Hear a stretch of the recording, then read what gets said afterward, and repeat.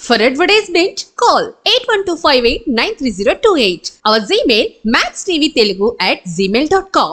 మాతృదినోత్సవం అని చేస్తోంది కానీ ప్రపంచం అంతా భారతీయులకి ప్రతిరోజు మాతృదినోత్సవేనమ్మా. తప్పనిసరిగా మన వాళ్ళందరూ తల్లిదండ్రులకు నమస్కారం చేస్తూనే ఉంటారు. ప్రతిరోజు కాకపోయినా మంచి పనులు చేసేటప్పుడు ఎప్పుడైనా బయటికి వెళ్ళేటప్పుడైనా తల్లికి తండ్రికి నమస్కారం చేస్తారు. ప్రత్యేకంగా చేయాల్సినటువంటి పని కూడా మనకి చెప్పాల్సిన అవసరం లేదు. చదువైపోయి బయటికి వెడుతున్న విద్యార్థికి గురువుగారు స్నాతకోత్సవంలో అంటే కాన్వకేషన్లో చెప్పే మొదటి ఆదేశం మాతృదేవోభవ అని, తర్వాతే పితృదేవోభవ.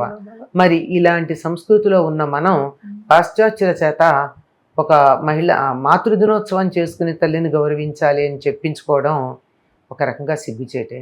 ఆ స్థాయి నుంచి మనం ఎదిగి ప్రతిరోజు మాతృదినోత్సవం చేసుకునేటటువంటి సంస్కృతిలోకి మళ్ళీ గౌరవించడమే ప్రతిరోజు మాతృదినోత్సవం అంటే రోజు ఆవిడకి బహుమానాలు ఇవ్వండి, నమస్కారాలు చేయండి అని ఏం చెప్పట్లేదు, గ్రీటింగ్స్ ఇవ్వండి కాదు, బాధ కలిగించే పనులు చేయకుండా ఉండి ప్రతిరోజు మాతృదినోత్సవం చూసుకునేటటువంటి మన ప్రాచీన సంస్కృతికి మళ్ళీ మనం ప్రయాణం చేద్దాము అని అనుకుంటూ, దానికి ప్రాతిపదికగా మొట్టమొదట ఇవాళ మనం అందరం చేసుకోవాల్సిన నిర్ణయం ఏమిటంటే అమ్మ అని పిలిపించుకుందాం.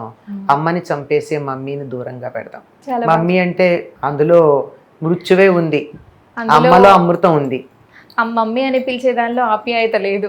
ఆప్యాయత కదా, మరణం ఉంది కదమ్మా, చచ్చిన శవం కదా మమ్మీ అంటే.